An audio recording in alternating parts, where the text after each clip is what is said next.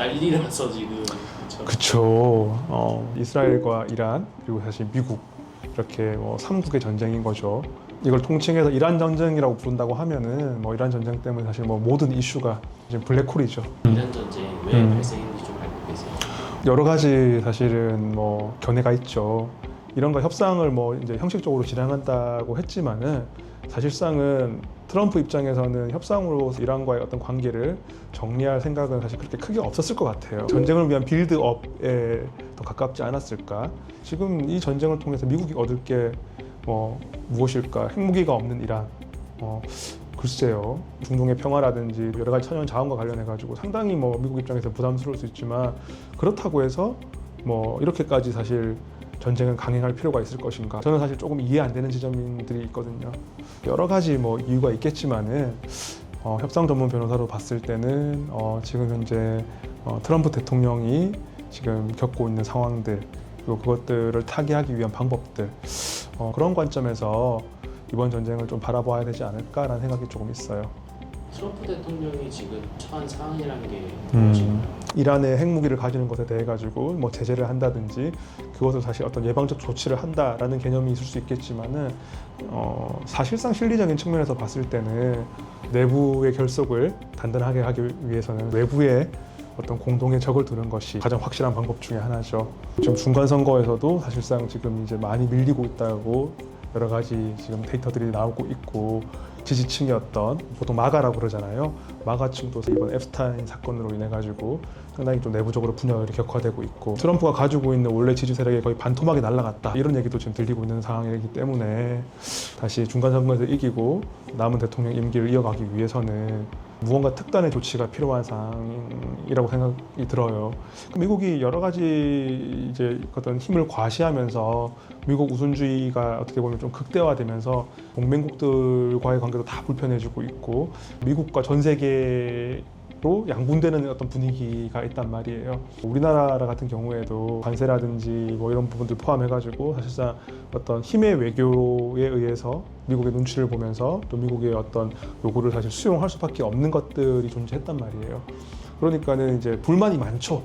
전 세계에. 이라크 전쟁을 할 때 논리가 그거였었잖아요. 이 집에 칼이 있으니까는 내가 그 집에 들어가서 그 칼을 뺏어 오겠다. 그러니까 엄밀히 따지면 좀 이상한 논리잖아요. 왜냐하면은 법이라는 게 강자가 너무 함부로 못하도록 어떤 원칙을 가지고 무력을 행사할 수 있도록 제한하는 수단에 가깝단 말이에요. 큰 틀에서는 강자의 그런 어떤 전횡이라든지 어떤 횡포를 좀 합리적인 수준에서 컨트롤할 수 있는. 그래서 이제 옛날에는 뭐 짐 있고 법이다 해가지고 왕이 그냥 너 사형이라면 사형이었잖아요. 근데 지금은 이제 그게 안 되잖아요. 또 적법한 기소 절차와 재판 절차와 어떤 변론 절차가 다 필요한 거잖아요. 지금 이제 트럼프가 하고 있는 것들은 사실은 이제 예전에 가깝죠. 미국이 그냥 그렇게 해도 아무런 문제가 없는 거예요. 그러니까 사실 엄밀히 따지면은 뭐 국제법 위반의 소지가 여러 가지 있을 수가 있죠. 국제법이라고 해가지고 국가 간의 어떤 관계를 규율하는 법들이 있거든요. 뭐 무력 사용 금지의 원칙이라든지 뭐 여러 가지가 있는데 어쨌든지간에 이 전쟁이라는 게 우리가 지금 떨어져 있어서 지금 체감이 안 되는 거지만은 정말 수많은 민간인이 어린 아이들이 아무 죄 없이 날아오는 미사일에 맞아가지고 다 죽었다고 생각해봐요. 그런 것들은 과연 이게 지금 우리 인류가 이만큼의 어떤 문명을 쌓아 올리고 어떤 일종의 커먼 센스라 그러죠. 도덕 감정을 가지고 있는데 너무 안타깝죠, 사실. 미국의 이익을 위해서는 무엇이든지 해도 된다라는 그 미국 우선주의에 대한 반성과 어떤 고뇌가 좀 필요한 지점이라고 생각해요. 절제라고 하는 것이 내가 가지고 있는 힘을 적절히 사용한다는 것이 이유가 있는 거예요. 미국이 그런 힘을 과시하고 있고 관세를 통해서 이득을 본다고 하지만은 어떤 훼손된 어떤 동맹 간의 신뢰라든지 여러 가지 국제사회에 있어가지고 미국의 리더십이라든지 미국이 가지고 있었던 도덕적, 정의적 브랜드라든지 그런 것들이 상당히 많이 이번 일로 정말 치명적으로 저는 훼손됐다고 생각해요. 그리고 앞으로 이걸 회복하기 위해서는 정말 어마어마한 시간과 노력이 필요할 거예요. 우리나라에서 봤었을 때 국민들이 피해를 보는 것들도 있어요. 그럼요. 우리나라는 사실 이번 전쟁으로 가장 피해를 많이 보는 나라 중 하나예요. 왜냐하면 우리나라는 기름이 한 방울도 안 나잖아요. 우리나라는 모든 기름을 다 수입해서 쓰고 있는데 우리나라 전체 수입하는 기름의 한 70%에서 80%에 가까운 기름을 다 그 이란 그 호르무즈 해협 있잖아요. 다 중동 국가들을 통해서 사실 우리가 수입을 하는데 지금 거기가 막혀버리고 이제 전쟁터가 돼버린 거잖아요. 그러면은 유가가 폭등하는 거는 뭐 당연한 거고, 근데 그 폭등한 것도 지금 구하지도 못할 수도 있는 거잖아요. 그리고 되게 특이한 게 우리나라는 기름이 한 방울도 안 나지만 또 기름을 수출하는 나라예요. 이게 뭐냐면 우리나라는 그 정제 산업이 되게 발달돼 있어요. 그래서 그 원유를 우리가 다시 사와가지고 우리가 그걸 정제해가지고 다시 팔아요. 그래서 사실은 우리는 기름을 한 방울도 안 나지만은 기름을 전 세계에서 아주 많이 쓰는 나라 중 하나고, 심지어는 그 사온 기름을 가지고 가공을 정제를 해가지고 수출해가지고 돈을 버는 나라가 돼요. 근데 우리나라가 그 기름이라는 것이 지금 완전히 정말 유가가 폭등하고, 또 그 폭등한다고 해가지고 페이를 했다고 하더라도 그걸 지금 받을 수 있을지 없을지도 모르는 상황이고, 이게 장기화됐을 때는 한국 경제에 어마어마한 타격이에요. 그러면 이제 이 유가가 이제 폭등할 수도 있고, 그렇게 되면 이제 주식도 그렇죠. 사실은 이제 저희 와이프가 이제 금융권에 있다 보니까는 저희 변호사님들이나 또 제 주변에 계시는 뭐 대표님들이 많이 물어보시는 것 같아요. 지금 이제 어떻게 해야 되냐? 지금 상황에 지금 주가가 지금 뭐 폭락하는 거냐? 이게 기회냐? 주어야 되냐? 저희 와이프랑 이제 또 제 주변에도 제가 자문하고 있는 여러분들하고 또 이제 금융 쪽에 계시는 분들하고 뭐 얘기를 해보면은, 그러니까 지금이 타이밍이냐라는 질문이 잘못됐대요. 이제 그런 것을 그렇게 생각하시면 안 된대요. 누가 보더라도 지금은 이제 전쟁이라는 어떤 지정학적 그리고 전 세계적인 어떤 큰 리스크가 지금 사실은 이제 현실화됐잖아요. 그러니까 그런 것들이 발현됐으니까 주가는 내려가겠죠. 그렇게 내려갔을 때 여기가 바닥이다 해서 그때 잡으려고 하지 마시고 반등할 때 사래요. 그럼 우리는 이제 그게 되게 아깝잖아요. 어저께 샀으면 좀 더 싸게 살 수 있었는데, 근데 내가 그 떨어지는 칼날을 잡아가지고 예를 들면 더 이렇게 지하로 파묻혀가는 그 고통보다 내가 어저께 샀으면 내가 조금 쌀 수 있었는데 그 아쉬움을 가지는 게 훨씬 나은 투자라는 거예요. 언젠가는 이게 뭐 전쟁이 종료되거나 합상이 되거나 라고 해가지고 다시 반등하는 쪽으로 이제 분위기가 전환될 때가 있을 거잖아요. 그때 반등을 확인하고 그때 잡아도 늦지 않다고 항상 얘기하더라고요.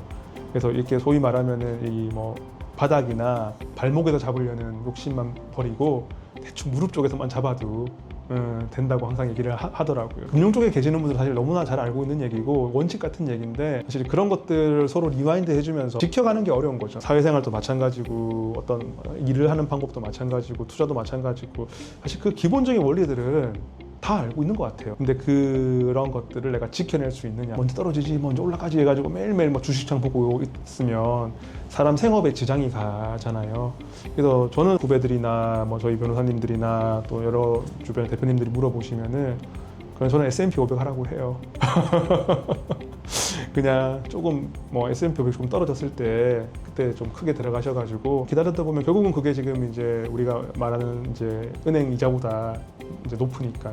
미국에서 되게 뛰어난 투자자들도 S&P 500의 상승률보다 사실은 월등하게 더 수익을 가져가기가 어렵다고 하더라고요. 경제학 박사들 사이에서도 하는 얘기가 주식을 해가지고 막 계산을 해서 어떤 논리적으로 어떤 예측을 해가지고 돈을 벌기는 거의 불가능에 가깝다라고 해요. 지수 주총에 묻어두고 그냥 기다리면서 이것이 잘 익어가기를, 그래서 이렇게 복리를 통해 가지고 어떻게 보면은 그냥 금융 이자보다는 그런 마진들을 가져가기를, 사실 그렇게 생각하는 게 훨씬 좋다고 하더라고요. 어떻게 하냐 뭐 이런 뭐 글들은 많은데 이런 식으로 조언하는 건 많이 없어요. 그러니까 이제 좀 조심스러운 부분인데, 지금 우리나라가 어떻게 보면은 진짜 투기 공화국 같은 생각을 많이 들어요. 소위 말하는 코인 한 방, 뭐 이렇게 작전주 한 방 이렇게 해가지고 저 찾아오시는 분들이 너무 많이 계시거든요. 코인 사기나 투자 사기 이런 걸 많이 해봐가지고 그래도 거기에 대해서는 조금은 아는데, 결국은 누가 잃어야지 돈을 벌 수 있는 구조예요. 좋은 일자리들이 AI로 대체되고 있고, 또 그런 것들 때문에 사실 뭐 취업도 어렵고 그렇게 좀 어려움을 겪고 있고, 그러니까 심적으로는 이해가 돼요. 자신의 자산을 이렇게 불려나가려는 노력은 충분히 합리적인 노력이고 필요한 노력인데, 인생을 진짜 무슨 좀 과하게 표현하면 게임하듯이 코인 대박 터지면 살고 안 터지면 죽고 말지, 말을 농담처럼 뭐 20대들 사이에서도 한다는 얘기도 제가 들어본 적이 있거든요. 우리가 지금처럼 어떤 뭐 광풍과 열풍에 빠져가지고 전 국민이 뭐 진짜 비투하고 영끌하고 이건 아니지 않나? 네, 라는 생각들. 지금 20대, 30대 분들은 어떻게 보면은 인생에 있어서 지금 우리가 100세 시대라고 하지만은 아주 기본적인, 아주 기초적인 어떤 업무 능력이라든지 여러 가지 스킬이라든지 경험들을 사실 쌓아가는 시기란 말이에요. 근데 그 시기를 내가 주식창 막 보면서, 내가 코인창 막 보면서 그렇게 있는 것 자체가 과연 그분들이 제대로 일을 대하는 태도라든지 어떤 일에 대한 노하우라든지 이런 것들을 자신의 것으로 만들 수 있을까? 본업이 있는 사람들은, 특히 어떤 전문직들은 주식이 주가 되면 안 된다. 그런 것들은 정말 말 그대로 어떤 자산의 관리 수단으로서 정도만 바라보고, 어쨌든 우리가 승부를 봐야 될 지점들은 저는 개인적으로는 어떤 우리의 그 본업, 그 본질이라고 생각하고 있어요. AI라는 어떤 거대한 메가 트렌드가 지금 이렇게 지금 막 몰아치고 있는 상황에서 좀 너무 걱정되는 부분들이 사실 있어요. 근데 뭐 저도 뭐 사실 제약가림부터 해야 되겠지만은 참 조심스럽지만은 드리고 싶은 말씀이에요. 정말 조금만 캄다운 했으면 좋겠어요. 세상에 그런 거 없어요. 다 투자해가지고 다 부자되고 이런 거 없어요. 코인도 잘 되는 사람도 있겠죠. 그렇지만 그 잘 되는 사람이 나오기 위해서는 반드시 안 되는 사람이 나와야 돼요. 그리고 그 안 되는 사람이 확률적으로 훨씬 많아요. 근데 나는 그 소수에 내가 될 거야 라고 생각하실 수는 있겠죠. 하지만 그런 일이 일어나는 거는 정말로 희박한 확률이라는 것들. 주식에서 많이 올랐어, 뭐 20만 전자 찍었어, 뭐 100만 닉스 찍었어 라고 분도 계시는데요, 그분들이 그거를 현금화해야 자기 돈이죠. 근데 그런 경우가 생각보다 많지 않아요. 내가 앉아서 돈을 넣어서 내가 몇 배를 돈을 불렸어요. 그분들이 그거 딱 빼가지고 현금화 해가지고 나는 열심히 사회생활 할까요? 또 다른 투자를 하세요. 그럼 그분들이 여기서 대박 났겠죠. 다음 스테이지도 대박이 날까요? 그러면 또 그 다음 스테이지. 그게 사실은 도박판의 원리거든요. 처음엔 따요. 운전 2판 더 따고. 네, 3판, 4판, 5판 언젠가는 잃는다고요. 그리고 결국은 내가 손을 털고 나올 때는 내 주머니에 돈이 없다고요. 인식부터 좀 바꿔야 될 것 같아요. 자산 관리로 바라봐야 되죠. 그것을 도박이라든지 어떤 투기의 대상으로 바라보는 것이 아니라 그 지점에 대해서 좀 현실적인 고민이 있었으면 좋겠어요.